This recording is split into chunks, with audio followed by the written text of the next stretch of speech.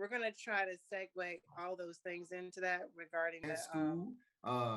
They knew what fraternities you were in. I mean, Definitely wasn't an easy decision. I sat down with my dad.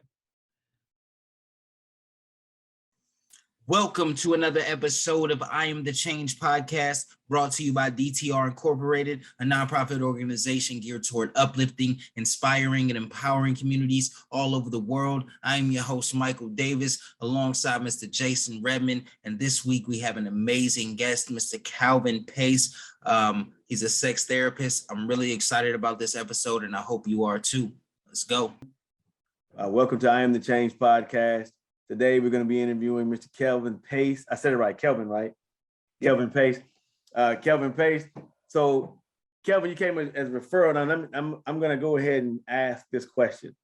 It was told to me that you are one of how many licensed sex therapists? One of 5 AASECT certified sex therapists, African American men that are certified sex therapists in the United States. One of 5. Wow. So look, man, this is like my favorite topics. I'm giddy like a schoolgirl. So I'm gonna ask 1,000,001 questions. My other co-host couldn't make it today, and man, I wanted to make sure that we got this interview in because this is something to me that in our community we don't talk a lot about. And I've been like the journey of just being in this space of a sexual space and trauma and healing and people getting divorced for different reasons and not being able to have a good sexual relationship within a marriage or a relationship or however with your significant other. My questions are just overflowing because I was introduced to a show on Netflix called Love, Sex, and Goop. Are you familiar with that show? Yeah, I just started watching it. I don't watch a whole lot of TV, so when my clients started saying, "Hey, you got to start watching this, or check it out," and what are your thoughts about it? I was like, all right. So I did start watching it yesterday, I believe. Okay, all right. So it's so much stuff that's in that show, but I don't want to talk about the show because they don't sponsor us, and it's okay.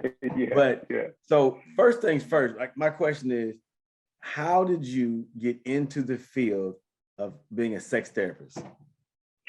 So the long version, it took a while. So I went into the Army at 19 years old, and I was a medic in the Army, and I was stationed at Fort Bragg. And so young soldiers talk about sex all the time. No, we didn't know anything about sex. Right. And so one day a battalion commander came in and told us that we were getting females to the unit, and I was just like, oh, all right, what do I do now? Because they're still soldiers, we still have to treat them. So I'm starting to read up on a lot of stuff. I already knew about male and female anatomy, but right as that was starting, I got shipped up to Alaska. And then when I got stationed to Alaska, a medic and an infantryman, our bond is like crazy. We're tight. Gotcha. And so they started asking me questions about sex and relationships. And the only thing I knew about it was from either Dating for Dummies or the Love Line with Dr. Drew. Uh-huh. And so I started reading up a little bit more about it, and I found this small show called it was with Laura and Laura, and they did sex therapy, and I was like, man, that's how I want to do it. She's sitting on the couch teaching couples about sex. Mm-hmm. And so me being Southern Baptist from Georgia, my wife, she is Catholic.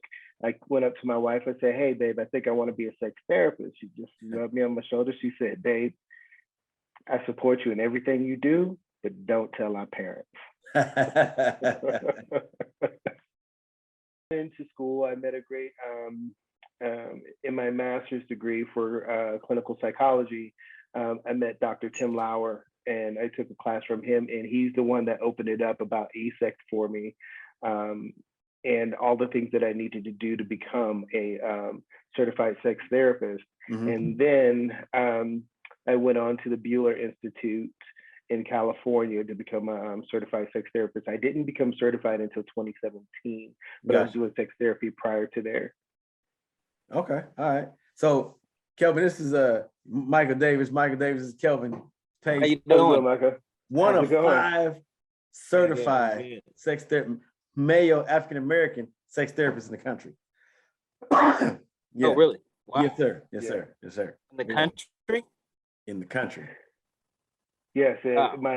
one of my good friends, Dr. James Wiley, would say we're one of 5 in the world. But Wow. we're so that are AASECT certified. But I'll be humble and just say the United States. Okay. So you're in the military, and I'm sorry, Mike, man. I'm excited like a schoolgirl, man. So I'm gonna be all over the place today. So Okay. Mychal, so Kelvin was telling us about how he got started as a sex therapist and like how and when. So Kelvin, my question, sex therapist, you started in the military, one of 5 African-American male sex therapists in the country. Like, what do you see within our community is like one of the biggest hurdles talking about sexual relations and healing and just opening up about what you like and what you don't like within a sexual relationship? I would say colonization. I mean, we have this mentality. We have to decolonize sex in our community before we can start moving through it. And what that means is starting to get rid of some of the things that were given to us as a people that didn't really work for us, that wasn't ours, that doesn't work for us now. Okay. And so, and what I mean by that is, as men, we don't talk about sex. No. We'll talk about it in music. We'll talk about R&B. Like I'm old, so I'm like Silk, Jodeci. Hey man, hey, you know I like Silk and Jodeci. I know a little bit about that. Yeah. A little something. Yeah. And so we'll talk about it, but when we talk about African American men sexuality, that word right there, sexuality, we automatically akin it to something else. Like that's not for us, and so we don't talk about it, and we don't become vulnerable with who we are as sexual beings, right? And we're resistant to that connection because of that rigid thinking of what masculinity is. Okay. How do you, and you say decolonize, right? Yeah. So how would you, and you might have said, I might just didn't. How do you decolonize a community talking about sexual relations? Like, and I know I'm coming from a man's perspective. Like I know we talked about sex back in the day. It was like what we did, and some guys lied, and lied about how great it was. It could have been 2 minutes. To them, it was 2 hours. But so like, how do we take the stigma off it to make it to where a man could have, 3 or 4 sex partners in a month? A woman does it, and she's just a slut, a whore, or whatever derogatory words you want to use. How do we take that stigma off that, and then bring it back to being just a natural, loving act between 2 people?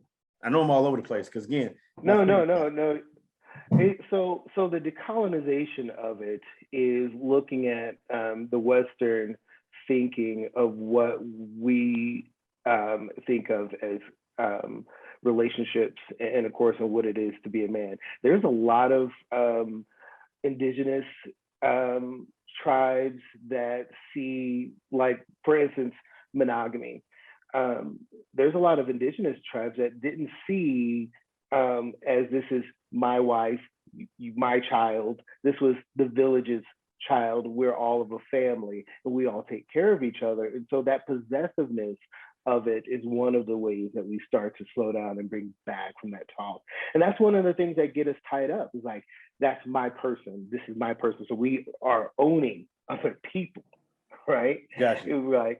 And so when we start speaking that way, we start thinking about, when it comes to sex, we start thinking about, okay, when my partner orgasms, that's my orgasm because I did it to them.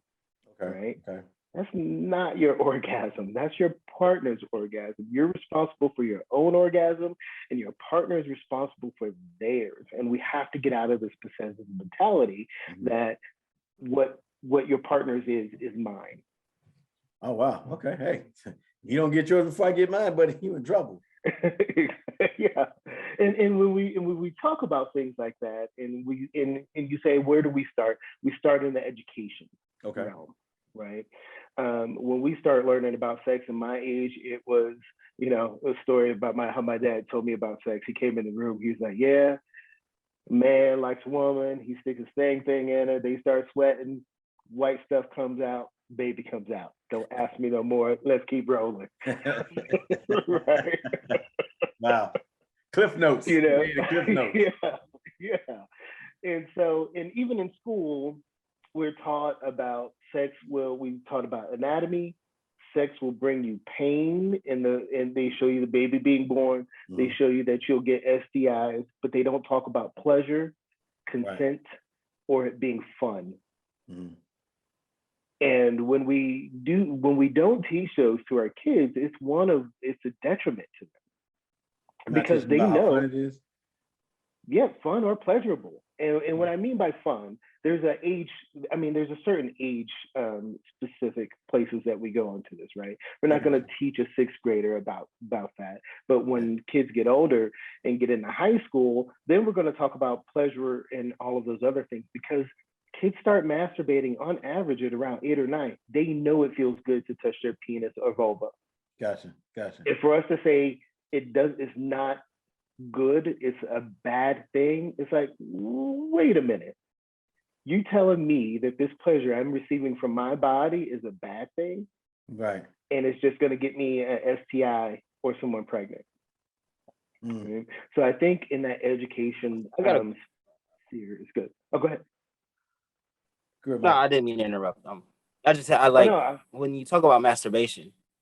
I had a question about that, because like, how do you create balance in that area? Because I know, like, I saw some study where it says like, because of the access to porn and all that, now men suffer like problems down there, like getting erections and stuff, because like they watch so much porn and masturbate so much. It's like the standards of porn in which they watch is like different from their actual sexual experience. So it's like it creates problems. So how do you create a balance with that? You know what I'm saying? Like, what we teaching to change that? Yeah, so we have to talk about responsible porn use. Can porn cause issues? For sure. And right now, the number one hot button topic is porn or sex addiction. However, there's not enough conclusive studies to say that porn or sex addiction exists. So when enough of those studies come out, I may jump onto the side to say, hey, that there's porn or sex addiction. But right now, there's not enough research to say that. What we do know is that sometimes porn can cause a lot of issues in relationships when we are not talking to our kids about education. If kids' first response or first introduction into their sex lives starts with pornography, then they're not being taught about how real relationships work. They're watching entertainment. Pornography is entertainment. That's what it is. And so they're not learning from their parents or from our village on how to have healthy relationships. As far as when it comes to masturbation, Dr. Justin Lehmiller wrote a book called Tell Me What You Want. And it's a book about fantasies, and there was a lot of metadata that came out of that. And in that study, it found that 79% of people watch porn in order to get aroused to masturbate. Now, according to most studies, a lot of people use pornography or use masturbation as a stress reliever. Wow. For affect management. So I was always I read somewhere that sexual relations for like 30 minutes was like a 3-mile jog, or sexual relations could relieve a headache, sexual relations relieve tension. So wow, I didn't know that people use masturbation a stress reliever. Yeah. Oh yeah, people use it. It will make sense. Yeah. People use masturbation to go to sleep, but they use pornography to get aroused to go into that spot. And then a lot of men that come in that say that they have a sex addiction, I talk to them and and a lot of them, and this is not dealing with studies, this is just the men that I've seen. Okay. They suffer from what I call the Netflix syndrome, right? And that means I come in the house, me and my partner, we're fixing to watch a movie. What you want to watch on Netflix? We spend 3 hours looking for a movie on Netflix. Spend 5 minutes watching the movie because we all fell asleep. Ate all the popcorn and everything, and now we all fell asleep. Right. That's how a lot of men are reporting their porn usage, is that they're spending 3 hours watching porn. I'm like, okay, what do you mean by that? They're like, well, I'm clicking through the porn site, trying to find the one to get me stimulated. Mm-hmm. And by the time I get there, it only takes me like 15 to 30 seconds to masturbate and to be done. So they're not masturbating to 3 hours of porn. They just got 3 hours of porn in their visual. Yeah, they're just trying to figure out what it is that is arousing. And so that becomes a product of too much stimulus, too many choices. When we have a lot of choices before us, we are trying to sift through the information to make sure that we're going to get that experience through masturbation that's going to be satisfying. This is me saying I watch porn, but it's a lot of different porn like groups. Like you got threesomes, orgies, you got like interracial, you got what is it? You got some, and then I mean nowadays you got so much like fetish stuff. It's just it's you can't even track it. You know what I'm saying? Yeah. And then you're talking about bondage. You're talking about, oh man, it's crazy. Yeah, like, you could go, I'm sorry, I got. Didn't have an extensive knowledge about this, Jason. Yeah, man, I watched a couple sites, man, sites, man. A couple different stations. Yeah, but so when you talk about being addicted to sex, so to me is, and you said earlier the studies are inconclusive, but what would classify somebody as being addicted to sex? Like, is it that's all they talk about, or is that like their daily activity? Like they want to have it 3 or 4 times a day or 5 times a week? Like what are the kind of the parameters when they talk about sex addiction?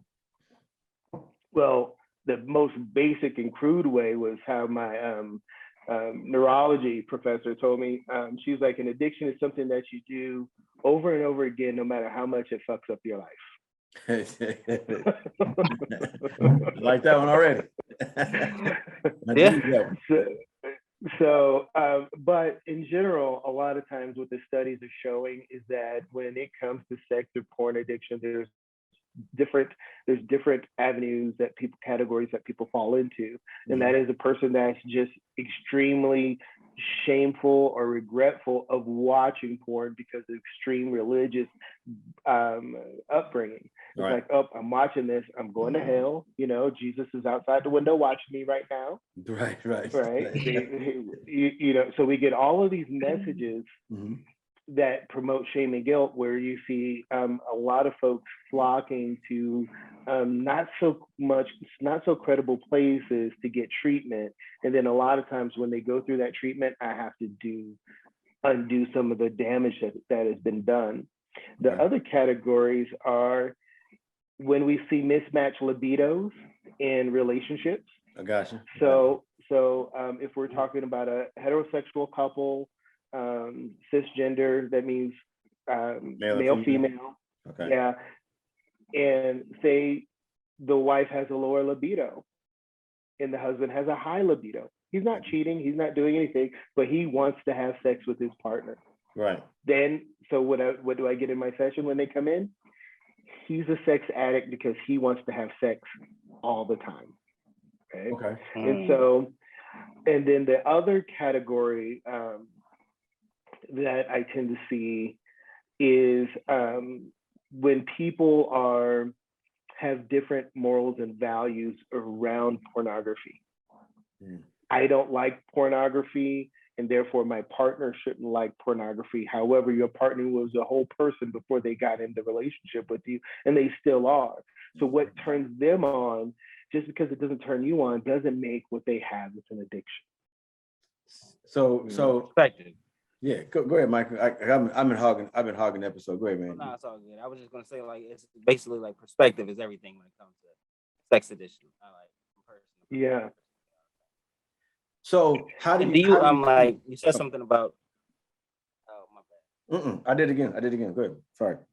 Well, you said something about the mismatched libido. Do you talk to a lot of like couples that recently have kids? Because I know the postpartum can cause like depression and like, or the postpartum is sort of depression, and the antidepressants they get can like cause a lower libido.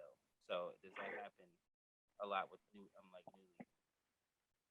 pregnant? Yeah, it does happen, and then stressors also happen as well in those families.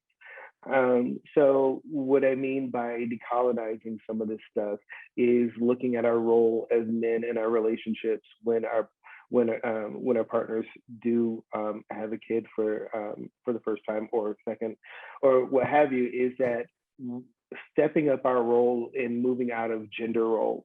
And that is like, I'm not going to wash the dishes. I'm not going to do this. I'm not going to do that. That has a bigger effect on relationship issues than a lot of times in the postpartum depression. But I'm going to get to that piece. I'm going to veer off just a little bit, because a lot of times the question that I ask couples with young kids in the house, I play this scenario out for them. I say, what if your husband came home and said, I got a babysitter. You have some clothes on there. They're already packed. I have a hotel booked. We're going out to dinner, and we are going to stay in the hotel for tonight. Okay. And when I put that in there, 90% of the time, the wife's head is like, yes, please. Because what happens is we come in and we start to ask like, hey, what do you want to eat? What do you want to do? Do you want to go out? So now she's making another decision. Now she's made decisions about what the kids are going to eat for lunch today, what to clean up today, what to cook for dinner, and all these other things. And we haven't taken control as of yet to say, hey, I've taken care of these things so you can de-stress. So I go to this realm of asking or playing this role out for them because of a great book that I encourage my men to read. She wrote it for women. It's called Come As You Are by Emily Nagoski. It talks about how do we open up pathways to sexuality between us, and that is decreasing some of those stressors that come up out in our lives. And as we as partners, if we can come in and help de-stress instead of add to stress, we can get back into more of that connection. Now, with men in depression, I do see a lot of folks that are on medications or SSRIs and other things that interfere with their libido as well. It'll be surprising to know, it surprised me to know that a lot of the folks that I was seeing in their late 30s, early 40s, the women had a lot higher libido than men. Wow, I've heard that. Yeah, I just turned 50 this year, so when I turned 40, everybody was saying, "Oh man, the women's sexuality takes off at 40," and I was like, "It's crazy," because for men, 18 and up, man, we were ready to ride. So, yeah. So how do you, if a woman has a low libido and a man has a high libido, how do we bring the women up to not so much match it, but to have a higher libido? Do we have to get like the women's Viagra? What do we do? No, like I said, it's de-stressing that situation, and then two, taking out of this goal-oriented sex, right? So some of our thoughts as men is we think our penis is everything. I know I did. Yeah. I know I did. I thought it was magic. Yeah. When we think about sex, we think about penis and vagina, and that's it. And so when a lot of women that I've worked with that have had low libidos is one is higher stress, maybe some depression, medications, and those things are there, but also the connection to their partner is a huge piece as well. And so when I'm talking about that connection, I'm talking about emotional connection and physical connection as well. When we can start to be vulnerable emotionally with our partner, then it ups our yum factor. Like, maybe I am interested in sex because we're getting along better today, right? I'm not pressured into sex is another thing. And that means erotic touching outside of the bedroom without the goal of having sex. That means, hey, I'm gonna come in, I'm gonna hug you. You told me that you liked me playing with your neck behind your ear, so I'm gonna do that. And does it mean we have to have sex? No. If it leads there, if it opened up pathways, okay, I'm digging it. But as long as we're not putting that added pressure, once again, that yum factor tends to go up a little bit more. Gotcha. I got a million of stories and things that I tell my clients. So I ride motorcycles a lot. And so my wife, she rides too. And she was riding before me. I had learned after her. And so, but I ride religiously. And so I was on my bike, I was going zooming. And she was behind me. And I was like, man, she's been riding longer than me. How come she's not keeping up, right? High libido, low libido. And then I just said, you know what? I'm gonna slow it down to ride at her pace and just enjoy the ride, right? Right. When I started doing that, before we knew it, we were both gone. And so this is how I teach my couples to help match that libido gap if there's nothing physiologically wrong with it. Gotcha. Right? Okay. Is to slow down to your partner's pace, enjoy the ride with them, and before you know it, sometimes we're riding at that same space.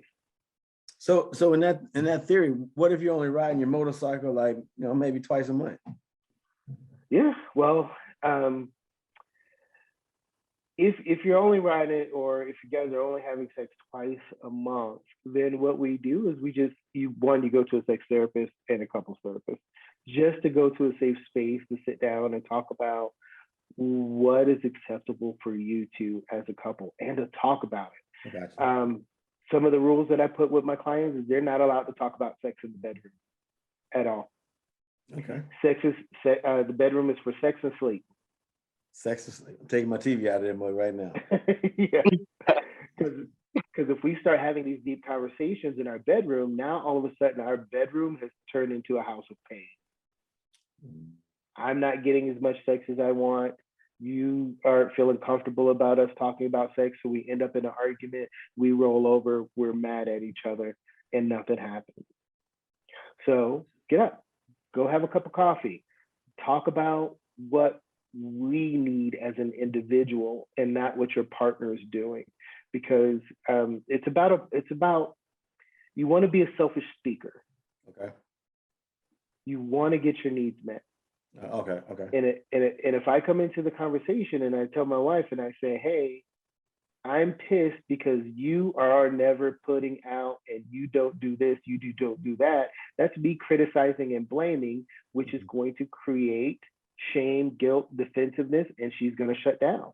I got it. And so there's no conversations to be had because now it's just one way. It's then, you know what, once she shuts down, I'm still not getting the sex that I want. Yeah, it's over. And once you start blaming, it's a wrap. The thighs close up. Man. Yeah. So I'm not trying to be crass. I'm just this is like one of my favorite. This is one of my favorite topics, man. I can talk about this all day. Yeah. So fire, and you breaking some stuff down. Yeah, man. Yeah. So I know. Do you have a lot of Black couples that come to you? Because I know like therapy and what I'm saying, the African American community is like, you know what I'm saying? So it's like, do you or how do you get that message across? So right now, not a whole lot. Well, one, because I live in I live in Colorado, but my practice is still based in Alaska. I do a lot of teletherapy. So unless they're military couples up in Alaska, there's not a lot of us up there. It's cold. It's cold in Alaska. Yeah. Yeah. And so, but you are absolutely right of the fact of getting our folks into couples therapy. Because we have that stigma, that stereotype, and trying to balance faith with therapy is a huge thing, because some people are like, hey, just pray about it, you'll be fine. Go to church, pray over your marriage, you'll be fine. That's great, but that's not the only way. Pray about it and then come to therapy. Right? I can understand that. My pastor a long time ago, he said there was an old lady looking across the street, and she was at a crosswalk with a light that says walk red and red, the crosswalk, red and green, right? Right. And she said she started praying that God would help her get across the street. And she said, God already helped you. Gave you 2 eyes and 2 legs to recognize when that light turned green to move on across that street. Right. So when I'm talking to our folks in our community and that are moving through from a faith-based place, is therapy, your help is already here. You need to come and be one with it. And that's your therapist. Yeah. Gotcha. Actually, my pastor I was listening to this morning said something about that. I mean, he was just like, God uses people and instruments all the time to bless you. Like, what makes you think he wouldn't use a therapist to do the same thing? So, exactly. And then the next thing is there's not enough Black therapists to go around. And so it's a shame. I wish there was more of us out there, but there is not. And so we handicap ourselves by not going to therapy because we can't find a Black therapist. I know it's important to have a Black therapist. That's for someone to understand what we're going through. But as far as the research shows, the better outcomes came from how you created a therapeutic relationship with your therapist, and not based off of the gender or the ethnic makeup of that therapist. So when folks come to me and say, hey, Kelvin, can I get on your schedule? I'm like, I'm booked out to March. Well, there's no other Black therapist. Well, I'm like, well, try this person. They are really good at what they do. Just don't take it based off of their skin tone. Gotcha. So do you so what do you think, like, going forward, that you want to see within the Black community, as far, well, just in general, because I do agree with you when it comes down to religion and sexual relations, we don't, that it's taboo. It's just like, oh no, we don't, and it's odd that you have children being born in the church, and so, but we don't talk about sexual relations. And I'm like, so how do you, going forward, educate people in the church or out of the church about, hey, this isn't a bad act. Masturbation is not bad. Sexual relations is not bad. It's a part of life. It's a great stress reliever. How do you give off that message and get it to somebody that may think a little differently, maybe kind of, I said closed-minded, but whose mind may not be ready, not ready to hear, but mine might not be listening to those factors. Yeah. So for the future, I just came from Amsterdam for a trip to learn about their culture as it's around sex. And the most intriguing thing to me was the fact that the relationship that educators have with parents. Okay. So here what we do is we give a permission slip and say, hey, there's going to be sex ed in this classroom. Right. Sign if your kid can go or not. Over there, they call the parents, invite them for coffee, bring them to the school, teach them what they're teaching the kids. And if the parents have any questions, then they'll be like, or if they think that's a little bit too controversial, then the teachers change their lesson plan. but they make sure that the parents are knowing what they're teaching their kids, and it is a fully integrated system. They talk about STIs, they talk about relationships, and they talk about pleasure, and they talk about consent. But this is with a concerted effort between the educators and the families. So I think that's where it would start. That's what I would love for this to go. So then that way, parents aren't as fearful. We're afraid of the unknown. Right. And that unknown is, what are you teaching my kids at school about sex? Mm-hmm. Right. And that's not what we should be asking. We should be asking, like, how can I be involved in that? Because I've had instances where 7-year-olds and 8-year-olds have iPhones, and they're watching porn on their iPhone and showing it to their kids, to their friends at school. Why not start teaching them that this is entertainment, this is healthy adult relationships? When you can make that decision when you get older, then let's talk about it. But mom and dad's going to be there to support you in helping and fostering that. So you don't think porn is educational TV for adults? I'm just asking. Hey man, I'm telling you, I've been waiting for this. I've been waiting for this interview forever, man. I got tons and tons of questions, because that's my favorite answer. Porn is entertainment, but can it be educational for adults? Yeah, you can learn new things from there. If folks are afraid of trying to be kinky and get into some BDSM stuff, it's great to get some ideas. Mm-hmm. I still think sex educators are great to talk about those things, because of and you can find sex educators there in quite a few sex educators around. You can go to their websites to give you good information, rather than because you don't want to come up and like for BDSM, for instance, they have the best. Most people go in and they want to try it. They go buy the cheapest flogger in the store, and it's super thin. Well, what they don't know is that causes more pain. And if you're not into pain, that's going to hurt, and it may turn you off from BDSM altogether. Right. Where when you go spend $80 for this huge flogger that all you feel on your body is a thud, and you're like, okay, I can get with this because it's just a pressure, it's just a thud, no pain. Now you may be more interested into exploring that. Yeah. But if you just go off of what you see on porn, then sometimes you may not know those little things that go on behind the scenes. We're passing that flogger though. Yeah, I hear you. Passing that flogger. Yeah, y'all keep that. Yeah. You never know, man. You might be like, nah. I keep that one. I got you. So are you gonna move your practice to not to cut you up? Are you gonna move your practice to Colorado, or are you gonna stay in Alaska?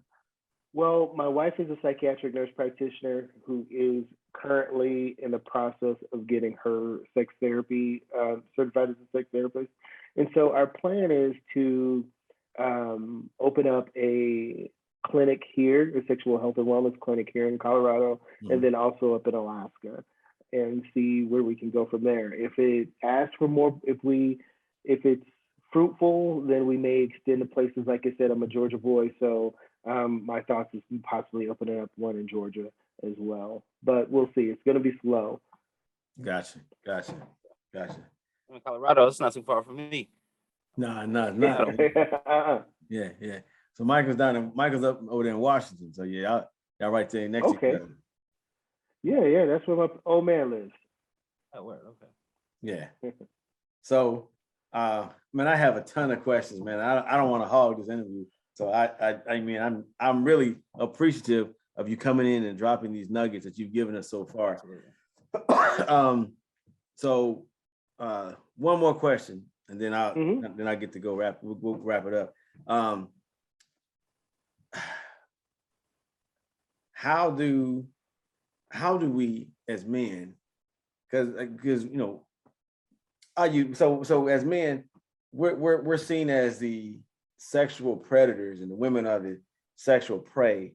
But nowadays there's a sexual revolution going on with women, and where women now becoming the more sexually aggressive individuals. So as a dad, I have a daughter. So how do I bridge that conversation and say, hey, look, there's nothing wrong with you being sexually, I don't want to say promiscuous, sexually adventurous, and still keep your good girl persona. I use that word. Mm-hmm. So how do I, as a dad,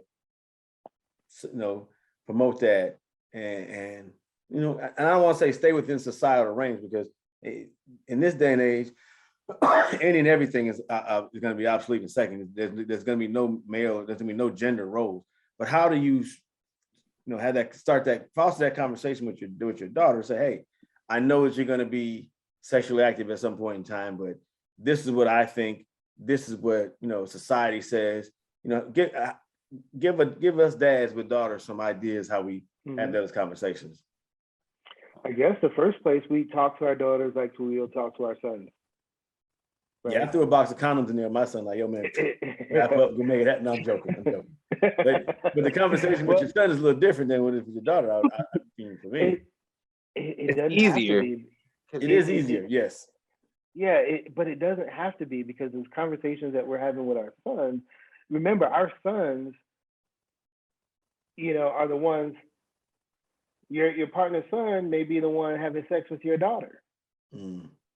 So you want to make sure that those conversations are equal and valid. We want to talk about physical autonomy. That means, especially with consent, that consent can be given and withdrawn at any time. No means no. Right? Yeah. And so, and that's for our young men as well, because I think I saw a meme somewhere where a kid was playing a video game and a girl was pulling down her underwear and saying, "Oh, the game is more important to me." Well, he's not interested in having sex, so why are we going to shame him for not wanting to have sex with you, right? Right. So we have to take those things into an account and to start having those conversations, just as we would if you just took off the space of gender and we were having a talk with our kids, just put it that way, about sex. What would you want them to know that you didn't learn, right? And that is, sex can be pleasurable. Hey, I want to tell you, sex can be pleasurable. It can feel good. It can feel great. But sometimes there's some consequences that come with it. And these are the consequences that may come with it. And also there are emotional consequences that can come with it as well. Gotcha. Right? Make sure that you're having sober sex for our men and for our women. No drunk sex? No drunk sex? Yeah, no drunk sex, because that's what's giving our young men in trouble in college and our young women in trouble in college. What can we do this sober? Do you have the right to say that? Do you have the right not to be shamed for what you like sexually? It's normal and healthy. To have multiple partners, that's normal. It's healthy. We're not going to shame you or guilt you about it. Are you being safe? And are you having consensual sex? And are you having fun? If we can't answer those three, then I'm like, then let's reevaluate what we're doing. If it's not consensual, then we know what it's called. It's called rape. You're right. If it's not pleasurable, then what do you know about your own body? And do you know how to give your own body pleasure? Going back to that masturbation, owning our own orgasms. And is your partner listening to you when you say that this pleases me this way? If they're not listening, then they may not be a great lover, and we may not need to move on. And then, is it fun? If we are having to do everything in our power to sneak around and do it, and we're not enjoying ourselves, whether orgasm or not, are we having fun? Are we just being curious about each other? Are we growing with each other? Right? And those are some of the main messages that we get. Gotcha. Man, look. Hey, man. So, Kelvin, we got to have you back on for part 2, man. This is amazing. One last thing, though, if you don't mind, Jason. No, man, go right ahead. So, being one of 5 African-American men that are AASECT certified sex therapists, to me, is not a flex. It is a detriment. And so I think more men need to step up and get certified because we're needed in the community. And for your listeners that don't know what AASECT stands for, AASECT is the American Association of Sex Educators, Counselors, and Therapists. Okay. And our women, African-American women, they're at the forefront of all of this. And they're keeping it rolling. So we need to be able to catch up as men. There's a lot of African-American men that are sex educators as well, and sex counselors, but there's very few that are therapists. So questions. You got a question, Mychal? Oh, no, go ahead. So question. So do you see men and women as a sex therapist, or do you just primarily see men? Oh, I see the whole gambit. I see couples, men, women, a lot of the folks, consensual non-monogamy folks, poly folks, people in open relationships, or people that want to start exploring open relationships, they come in. Okay. So I was just wondering, like, if it's more women that are sex therapists, did they just see women on? I didn't know. Okay. All right. Yeah. Oh man, so Kelvin, every week we have a guest on. We always have our guests leave our viewers with some nuggets for the week to kind of hang their hat on, man. Like, can you give our viewers a little something to hang their hat on from this interview that we had, and something you want to tell them might make their day brighter, a little lighter? Yeah. It may be a little long though, but take your time. No problem. Learn to separate emotions from thoughts. Emotions are not the boogeyman that people make them out to be. It's your behaviors that are negative or positive, but your emotions are just are. If we're feeling jealous, anxiety, shame, guilt, that's an emotion. It's how we act out on those emotions is the issue. So I really try to get my couples and my individuals to speak their authentic truth. And that authentic truth is, how are you feeling emotionally, right? Not what you're thinking, because we can argue a thought. We can't argue our emotion. I'm feeling sad. And for someone to come and say, I'm not feeling sad, who are you to say that? You don't know who's inside of me, right? You don't know what's going on inside of me. So the main thing is try to separate that space, understand the difference between an emotion and a thought, and learn to understand that emotions are not negative or positive. They just are. They're a normal human function. Man, like hey man, like I cannot say thank you enough. When I got the recommendation to give you a call, man, I did not know this was gonna be like this. Man, I've learned so much, and this is one of my favorite topics. Like, I'll talk about this for forever. And yeah. God. And I like to apologize for being late, even though it's the second week I've been late. Hey man, not usually how I get down, so I apologize. But yeah, no apologies, man. You're here. Yeah. You're here though. Yeah. Hey, but look, so if somebody wants to get in contact with you, Pace, how would they get in contact? What's the best way? Email, cell phone? Go ahead and throw your information out there so people can contact. Yeah, the best way to get in contact with me is through my website, which is kpacecounseling.net. I see about 10 clients a day, so it's rarely that I can answer a phone call. So just reaching out through that website help. And I also get a lot of people reaching out through Psychology Today as well. Gotcha. Give that website one more time. Just kpacecounseling.net. kpacecounseling.net. Gotcha. Well, Pace, man, Kevin, I really appreciate you coming on, taking your time, being with us today. And I feel, I can say I feel empowered, more empowered. I really feel like this has been a great start of a conversation. I'd love to have you on again in the future to talk more about male sexual empowerment.